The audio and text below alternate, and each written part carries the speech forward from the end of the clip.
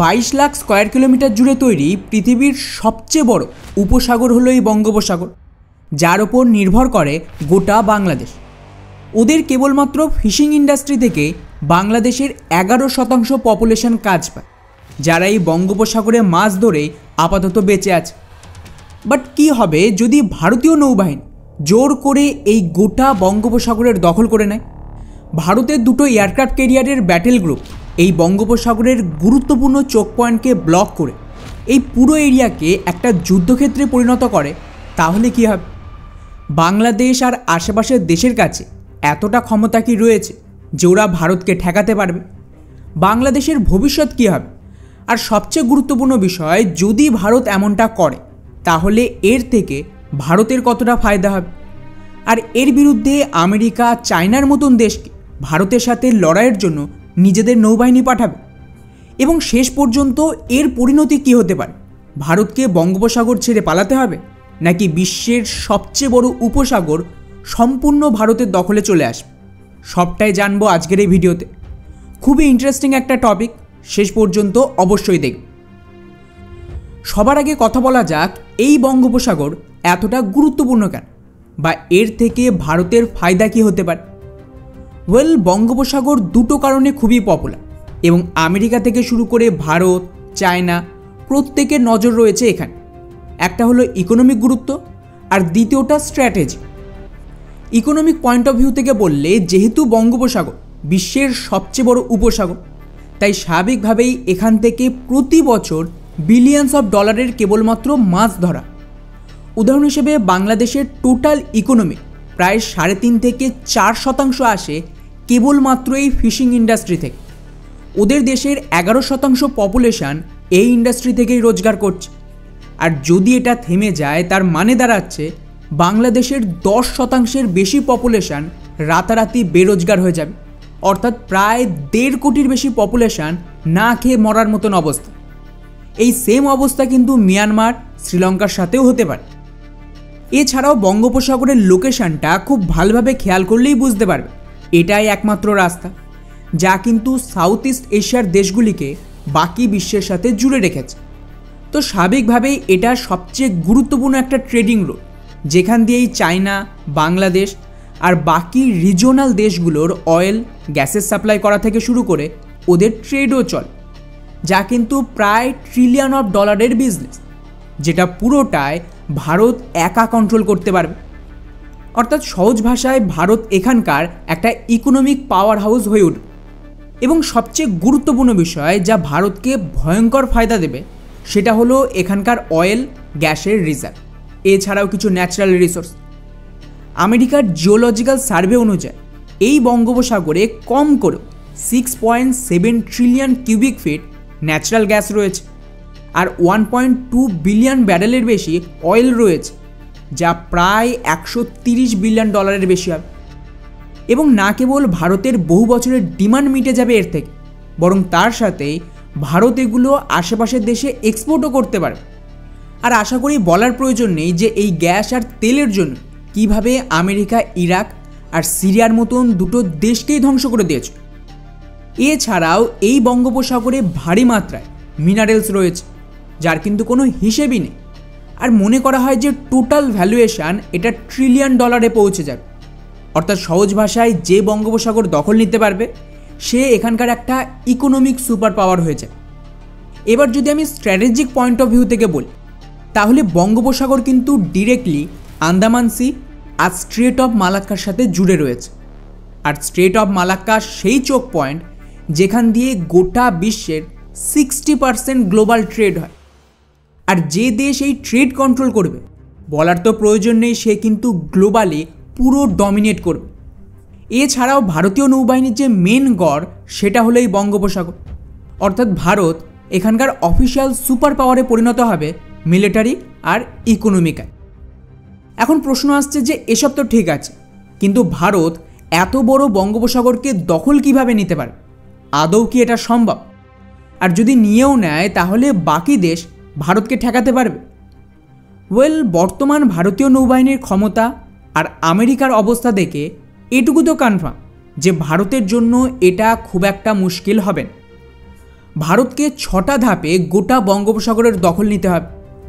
প্রথম হলো force projection, যেখানে ভারতীয় নৌবাহিনীর ক্যারিয়ার ব্যাটেল গ্রুপ আমাদের সবচেয়ে শক্তিশালী হাতিয়ার হবে বঙ্গোপসাগর দখলের জন্য। ভারতের কাছে এই মুহূর্তে 2টো এয়ারক্রাফট ক্যারিয়ারের ব্যাটেল গ্রুপ রয়েছে, আইএনএস বিক্রমাদিত্য আর আইএনএস বিক্রান্ত।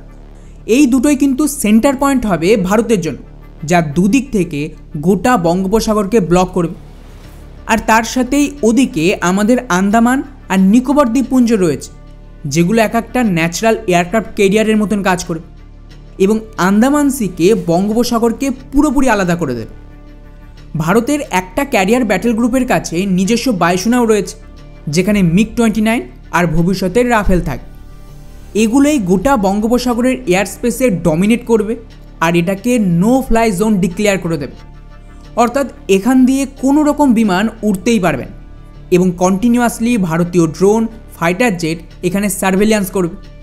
আর এটাকে সাপোর্টের জন্য এই ক্যারিয়ার ব্যাটেল গ্রুপে ডেস্ট্রয়ার, ফ্রিগেট আর করভেটের একটা পুরো ফ্লিট থাকে, যেটা একটা বড় এরিয়াকে নিজেদের কন্ট্রোলে নেবে এবং এর ফলে কোনো ধরনের ট্রান্সপোর্ট শিপ, কার্গো শিপ বা মিলিটারি শিপ এটাকে পার করতে পারবেন। আর এই পুরো ক্যারিয়ারের যে ব্যাটেল গ্রুপ রয়েছে তাকে ইন্টেলিজেন্স সাপোর্ট দেবে কে? আমাদের P-8 এয়ারক্রাফট আর ড্রোন সিস্টেম, যা বলতে পারেন যে একটা মাল্টিলেয়ার দেওয়ালের মতন কাজ করবে বঙ্গোপসাগরকে ব্লক করার জন্য। অর্থাৎ জলের ওপরের অংশ আর এয়ার স্পেস দুটোই ব্লক হয়ে গেল। এবার দ্বিতীয় ধাপে আমাদের কাজ হবে সাবমেরিন ফ্লিটকে এখানে মোতায়েন করা। এখানে ভারতের যে ডিজেল সাবমেরিন রয়েছে সেগুলো আন্ডার ওয়াটারে থেকে শত্রুর জাহাজ বা সাবমেরিনের ওপর নজর রাখবে এবং আন্ডার ওয়াটার প্রোটেকশন দেবে। নিউক্লিয়ার সাবমেরিন ডিরেক্ট ব্লকেডের কাজে লাগবে। এটাকে জলের নিচে লুকিয়ে রাখার কোনো প্রয়োজনই নেই, এটা ওপরে থেকে নিজের পাওয়ার প্রজেকশন করবে গুরুত্বপূর্ণ চেক পয়েন্টে। আর ভারতের এই যে নিউক্লিয়ার সাবমেরিন রয়েছে এগুলো কিন্তু নিউক্লিয়ার অ্যাটাক সাবমেরিন নয়, এগুলো নিউক্লিয়ার ব্যালিস্টিক সাবমেরিন, যার কাজ হলো অ্যাকচুয়ালি ব্যালিস্টিক মিসাইল অ্যাটাক করা অন্য দেশের ওপর। সো এটা সেম কাজ করবে যা সোভিয়েত ইউনিয়ন করেছিল 1971-এ, যখন আমেরিকার ক্যারিয়ার ব্যাটেল গ্রুপ ভারতে হামলার জন্য এসেছিল। আর টু বি অনেস্ট, কোনো দেশ এতটা রিস্ক তো নিতে পারবে না যে তাদের ওপর নিউক্লিয়ার অ্যাটাক হতে পারে। আর বাকি দেশের জন্য এটা একটা ডিরেক্ট হুমকি যে ভারতের এই সাবমেরিনের কাছে এই ক্ষমতা তো রয়েছে যে কোনো দেশের ওপর নিউক্লিয়ার অ্যাটাক করতে পারে। আর সবচেয়ে গুরুত্বপূর্ণ বিষয়, গোটা বঙ্গোপসাগরে ডমিনেট করার জন্য অলরেডি ভারত নিজেদের সাবমেরিন লুকিয়ে রাখতে এদিকে আইএনএস বর্ষাকেও বানিয়ে ফেলেছে। ফলে এটাও কিন্তু আমাদেরকে একটা অ্যাডিশনাল সাপোর্ট দেবে, মানে সোজা ভাষায় কেউ এই রিজিয়নে এসে ভারতকে চ্যালেঞ্জ করতে পারবেন। এখন স্বাভাবিকভাবেই যে মুহূর্তে ভারতীয় নৌবাহিনীর এই অপারেশন শুরু হবে, ভারত প্রাইমারি রেজিস্ট্যান্স ফেস করবে বাংলাদেশ অথবা মিয়ানমার থেকে, কারণ ডিরেক্টলি এই দুটো দেশই সবার আগে বিপাকে পড়বে। তো এখানে শুরু হবে ভারতের তৃতীয় ধাপ, যার আন্ডারে ভারত নিজেদের ইলেকট্রনিক আর সাইবার ওয়ারফেয়ার শুরু করবে। ভারতীয় নৌবাহিনী নিজেদের ইলেকট্রনিক ওয়ারফেয়ার সিস্টেমকে ব্যবহার করে শত্রু দেশের কমিউনিকেশন, রাডার সিস্টেমকে জ্যাম করে দেবে, যাতে ওদিক থেকে কোনো রকম কোঅর্ডিনেট কাউন্টার অপারেশন লঞ্চ হতে না পারে। আর তার সাথেই কন্টিনিউয়াস সাইবার অ্যাটাক বাংলাদেশের রাডার সিস্টেম, স্যাটেলাইট কমিউনিকেশনকে টার্গেট করবে। এতে সুবিধা হলো গোটা দেশ অকেজো হয়ে পড়বে, কোনো এয়ার ডিফেন্স সিস্টেম কাজ করবে না, দেশের পাওয়ার গ্রিডকেও বন্ধ করে দিতে হবে, আর কোথাও ইলেকট্রিসিটিও থাকবে। এবং সবচেয়ে গুরুত্বপূর্ণ বিষয়, এই ধরনের সাইবার অ্যাটাক ঠেকানোর ক্ষমতা আশেপাশের কোনো দেশের কাছে নেই, কেবলমাত্র Israel, America, Bharat, China, Russia আর ইউরোপের কয়েকটা দেশ ছাড়া। অর্থাৎ যে দেশ এখানে বিরোধ শুরু করবে তাদেরকে ভয়ঙ্কর লস ফেস করতে হবে বিনা ডিরেক্ট হামলা করে। এবং এরপর শুরু হবে সবচেয়ে মারাত্মক কাজ বা চতুর্থ ধাপ, সেটা হলো ফুল নেভাল ব্লকেড, যেটা আমি বলবো সবচেয়ে গুরুত্বপূর্ণ। যেহেতু এই বঙ্গোপসাগর ভারতীয় নৌবাহিনীর দখলে চলে এসেছে, এখন কিন্তু ভারত বাংলাদেশ, মিয়ানমার বা যে কোনো দেশের ট্রেড রুট, জাহাজ চলাচল সবটাই আটকে দিতে পারে। অর্থাৎ সহজ ভাষায় বাংলাদেশে না কোনো অয়েল গ্যাসের সাপ্লাই হবে, না ফুড আমদানি হবে, আর না এখান থেকে কোনো রকম রপ্তানি হবে। অর্থাৎ বাংলাদেশ পুরোপুরি আইসোলেট হয়ে ইকোনমিক্যালি ব্লক হয়ে যাবে। আর ভারতীয় নৌবাহিনী না চাইলে এই রুট দিয়ে একটা জাহাজও পার করতে পারবেন, একে ঠেকানোর জন্য কেবলমাত্র ফুল ফ্লেজ যুদ্ধের প্রয়োজন, যা এই রিজিয়নে কারোর পক্ষে সম্ভব না। এখন প্রশ্ন আসছে যে এর ফলে বাংলাদেশের কী হবে, আর বাকি দেশ এখানে কি ভারতের বিরুদ্ধে আসবে, স্পেশালি আমেরিকা, চায়না? বাংলাদেশ এখানে সম্পূর্ণ ধ্বংস হয়ে যাবে। সবার প্রথম ধাক্কা যেটা লাগবে সেটা ওদের ফিশিং ইন্ডাস্ট্রির ওপর, এবং ওদের 11% জনসংখ্যা রাতারাতি বেরোজগার হয়ে যাবে। 4% জিডিপি প্রায় শেষ বলতে পারে। দ্বিতীয় ঝটকা লাগবে ফুড সাপ্লাই। ভারতের নেভাল ব্লকেডের কারণে কোনো রকম শিপ বাংলাদেশে আসতে পারবে না, আর বাংলাদেশ মাত্র 1 সপ্তাহের মধ্যেই এতটা ভয়ঙ্কর ফুড ক্রাইসিস ফেস করবে যে কল্পনার বাইরে। কেননা বাংলাদেশ মেজরিটি ফুডের জন্য বিদেশের ওপরেই নির্ভর করে। দুটো দেশের সাথে ওদের বর্ডার রয়েছে, ভারত আর মিয়ানমার। ভারত থেকে ফুড সাপ্লাই বন্ধ, মিয়ানমারে আরাকান আর্মি, আর বঙ্গোপসাগরে ভারতীয় নৌবাহিনী। তো বাংলাদেশের কাছে কোনো অপশান থাকবে না, এবং এই ফুড ক্রাইসিসের চক্করে দেখতে দেখতে লাখো মানুষ রাস্তায় নামতে শুরু করবে। তৃতীয় ঝটকা যেটা লাগবে সেটা হবে ফিউলের। বাংলাদেশ নিজেদের মেজরিটি অয়েল গ্যাস বঙ্গোপসাগর দিয়েই আমদানি করে, তা না হলে ভারত থেকে। তো এটাও বন্ধ হয়ে যাবে, দেশের ট্রান্সপোর্ট সিস্টেম থেমে যাবে, এমনকি ইলেকট্রিসিটি পর্যন্ত তৈরি হবে। চতুর্থ ধাক্কা লাগবে বাংলাদেশের ইকোনমির ব্যাকবোন গার্মেন্টস রপ্তানিতে। এটাও কিন্তু এই বঙ্গোপসাগর দিয়েই হয়। সেটাও থেমে যাওয়ার মানে হলো বাংলাদেশ ইকোনমিক্যালি সম্পূর্ণ কোল্যাপস করবে। এবং এমন একটা সিচুয়েশান যেখানে ফুড নেই, মেডিসিন নেই, ফিউল নেই, সেক্ষেত্রে হয় বাংলাদেশের সরকারকে ভারতের সাথে নিজে থেকে চুক্তি করতে হবে, তা না হলে ওখানকার পপুলেশনের চাপে সারেন্ডার করতে হবে। অর্থাৎ সহজ ভাষায় বাংলাদেশে একটা গুলি না চালিয়েও গোটা দেশ ক্যাপচার হয়ে যাবে। এখন প্রশ্ন আসছে যে বাংলাদেশ ভারতের সাথে হয়তো পারবেন, কিন্তু আমেরিকা আর বাকি দেশের কি রিয়াকশন হবে? আমেরিকার কথা বললে ডোনাল্ড ট্রাম্প নিজেই এখন পানামা ক্যানেল দখল করতে চাইছে, ওদিকে গ্রিনল্যান্ড, মেক্সিকো, কানাডা দখলেরও চেষ্টা চলছে। তো আমেরিকা সেই পজিশনে নেই যে ভারতের বিরোধ করবে। এর জন্য ওদের নিজস্ব যে প্ল্যান তার বিরুদ্ধেও প্রশ্ন উঠবে। আর আমেরিকা এত বড় রিস্কও নিতে পারবে না যে ভারতের মতন কোনো বড় আর নিউক্লিয়ার ক্ষমতাযুক্ত দেশের বিরুদ্ধে নিজেদের নৌবাহিনী পাঠিয়ে যুদ্ধ লড়বে। এর কনসিকুয়েন্স কতটা ভয়ঙ্কর হবে তা ভাবার বাইরে। এটা সরাসরি বিশ্বযুদ্ধের রূপ নিতে পারে। আর সবচেয়ে বড় কথা, আমেরিকা যদি এখানে সাহায্য করতে আসে তখনই আসবে যদি এর থেকে আমেরিকার বিরাট বড় কিছুর ফায়দা থাকে। আর মনে হয় না যে ভারতের সাথে লড়াই লড়ে আমেরিকার খুব বড় ফায়দা। ওদিকে বাকি দেশগুলোর কথা বললে এখানকার মেন দেশ মিয়ানমার, শ্রীলঙ্কা, ইন্দোনেশিয়া, এদের কিন্তু ভারত চুক্তির আন্ডারে পার্শিয়াল অ্যাক্সেস দিতে পারে। এই ক্ষেত্রে এইসব দেশ থেকে খুব একটা রেজিস্ট্যান্স থাকবে না।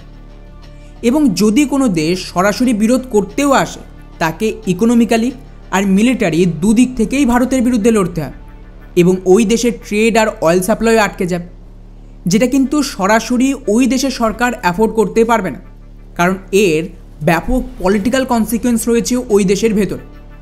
আর বাকি রইল চীন। তো চায়নাও বাংলাদেশের জন্য এত বড় রিস্ক নিয়ে নিজেদের নৌবাহিনী এখানে পাঠাতে পারবেন। এতে ভারতের সাথে ফুল ফ্লেজ মিলিটারি আর ইকোনমিক যুদ্ধ লড়তে হবে। অর্থাৎ আমেরিকা অলরেডি ভারত আর চীনের সাথে ট্রেড বন্ধ করতে চলেছে। সেখানে চায়না বাংলাদেশের জন্য ওদের শেষ ভরসা ভারতকে তো হারাতে পারবেন। ভারতের মার্কেট না পেলে চীনের গোটা ইকোনমি কোল্যাপস করবে। আর সবচেয়ে বড় কথা, চাইনিজ নৌবাহিনী আমেরিকার মতন নয় যে অন্য রিজিয়নে গিয়ে হামলা করতে পারবে। চীনের নৌবাহিনী কেবলমাত্র সাউথ চায়না সি এর মধ্যেই সীমাবদ্ধ। ওদের পক্ষে ভারতের দুয়ারে এসে এখানে লড়াই করা অসম্ভব ব্যাপার। এছাড়া কেবলমাত্র আরেকটা রাস্তা রয়েছে ভারতকে কাউন্টার করার, সেটা হলো ডিপ্লোম্যাটিক প্রেশার। আর ডিপ্লোম্যাটিক প্রেশার কেবলমাত্র আমেরিকার ইউরোপ থেকেই আসতে পারে।